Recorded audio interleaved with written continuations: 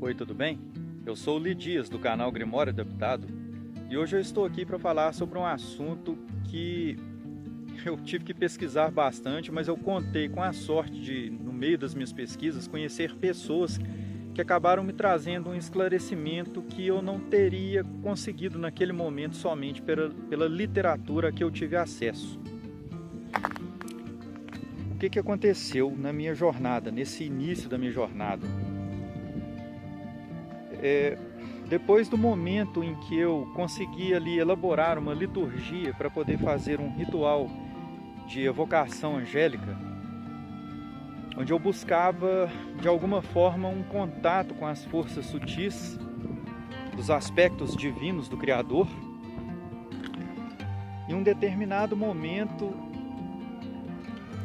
eu tentei elaborar uma forma de fazer com que eu pudesse alcançar aquilo que eu buscava nos rituais de uma forma, digamos, menos demorada.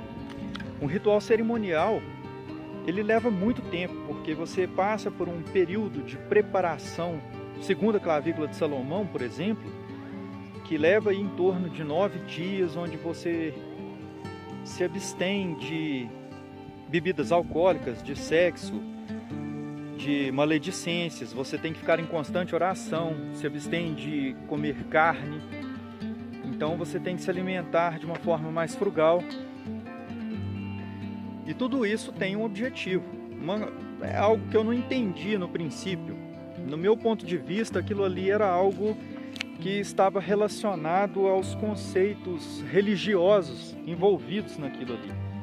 É uma questão de dogma, ligado à crença, porque o ritual cerimonial de base salomônica ele tem fundamento na fé judaico-cristã, principalmente judaica.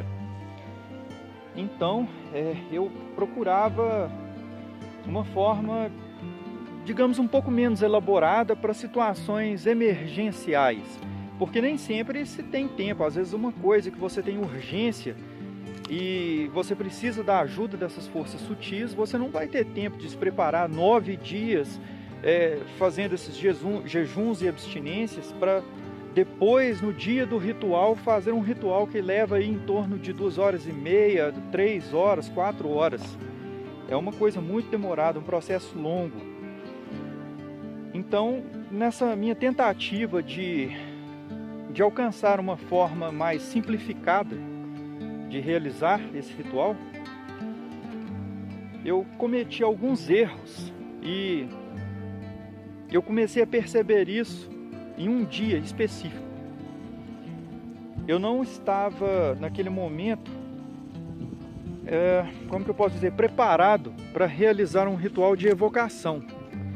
Porém, eu cometi o erro de fazer a evocação, sendo que eu não tinha passado pelo período de preparação.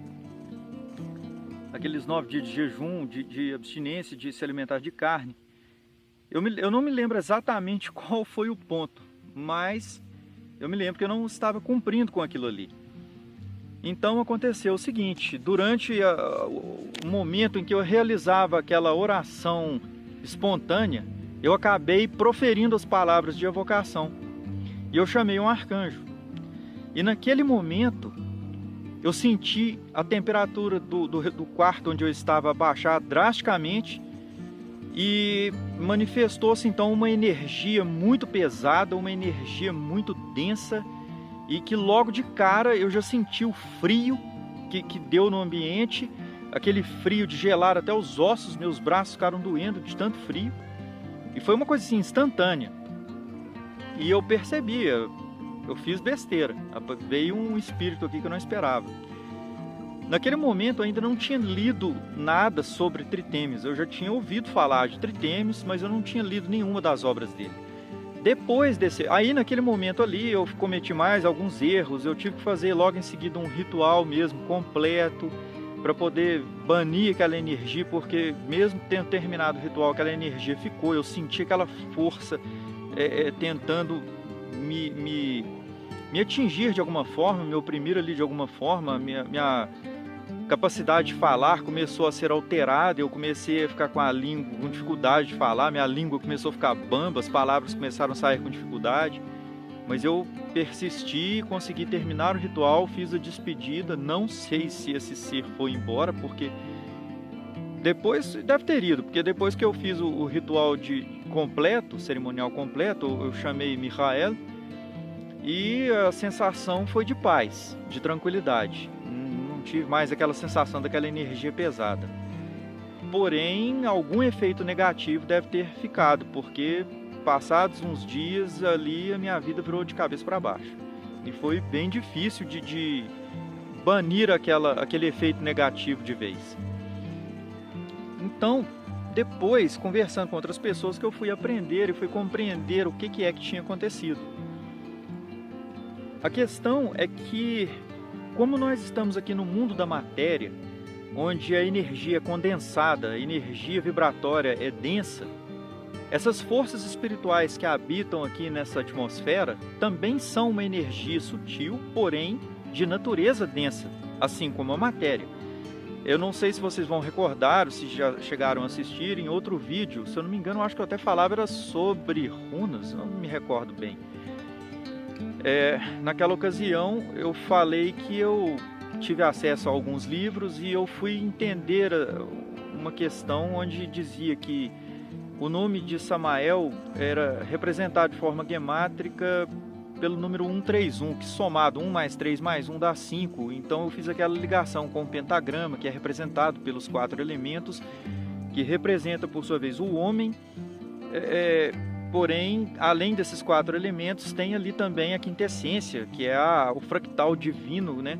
No homem que alcança ali a expansão da consciência e se conecta com o divino, e tem ali então o controle sobre os elementos. Mas como que o homem tem o controle sobre esses elementos? Durante o ritual ele evoca as forças sutis, os 4 arcanjos nas 4 direções relacionados aos 4 elementos, para que as forças que estão entranhadas na matéria, nos elementos, então estejam sujeitas ao operador durante o ritual. Então a gente não sabe exatamente qual é a natureza dessas forças. A gente sabe que são forças de natureza densa, mas não sabe se elas são hostis. É isso que eu quis dizer. Porque se foi relacionado nessa literatura, então, esse número gemátrico a Samael, eu entendo que isso tem relação com espíritos angélicos que estão aqui nessa região, dessa 4ª dimensão, e que de alguma forma eles controlam as energias nesse mundo, e por isso Cristo até mesmo disse, né, que o reino dele não era desse mundo. Bom, a questão é que eu fui compreender isso muito tempo depois, eu já tinha cometido o erro. Eu tive a sorte de conhecer pessoas que me trouxeram esclarecimentos acerca dessas coisas, porque tem muita gente que guarda segredos sobre essas coisas, né? Mas eu conheci pessoas que foram legais aí, então eu estou fazendo o mesmo, estou passando a informação aqui para pessoas que estão interessadas em se iniciar na magia e queiram começar, que tenham essa compreensão, que essa preparação ela é necessária, ela vai te fazer vibrar de uma forma mais sutil, porque aqui na matéria, no nosso dia a dia, as nossas práticas habituais nos levam a vibrar de uma forma mais densa. Na natureza tudo vibra, é a lei hermética, né? Nada está parado, então a gente vibra. O nosso corpo é formado por átomos e tipo assim, esses átomos estão em movimento, estão vibrando numa frequência vibratória, né? Que é condizente com o mundo em que vivemos, onde nós precisamos de um corpo físico para poder nos locomover e viver aqui. Do contrário, não precisaria. Se fôssemos espíritos, não era necessário ter corpo físico, né? Óbvio. Mas a questão é que esses meios, esses mecanismos citados nos grimórios nos levam a vibrar de uma forma mais sutil. E dessa forma, quando a gente for executar o ritual, a gente então atrai essas forças sutis, a força divina, né? Através dos nomes divinos que proferimos, porque aquilo que a gente vibra, a gente atrai. Essa é a ideia. Então, se você não estiver sutilizado o suficiente, é bem provável que, segundo Tritemis, quando a melhor forma de você chamar um espírito é sabendo o nome dele. Então, quando a gente faz os rituais, a gente chama os espíritos pelo nome, chama as forças angélicas pelos nomes. Entretanto, ele diz também que pode acontecer de, em algum momento, quando se abre esse portal, surgir um espírito que você não está esperando. E provavelmente também pode ser um espírito de natureza densa, pode ser um espírito hostil. Então, para evitar esse tipo de coisa, ou estar preparado para esse tipo de situação, a gente se utiliza desses meios de proteção, que são o jejum, as orações, onde a gente se coloca numa condição de pedir a Deus ali para nos tirar aquela condição de culpa pelo perdão, né? Pois Deus é uma força misericordiosa, para que a gente esteja então apto ali a receber, a estar num estado de graça para comunicação com as forças sutis, os aspectos divinos do Criador. E dessa forma, a luz que dissipa as trevas, atraída pela nossa vibração numa condição mais sutil, estaria então em uma situação de afastar presenças negativas. Essa é a ideia por trás desse mecanismo de proteção.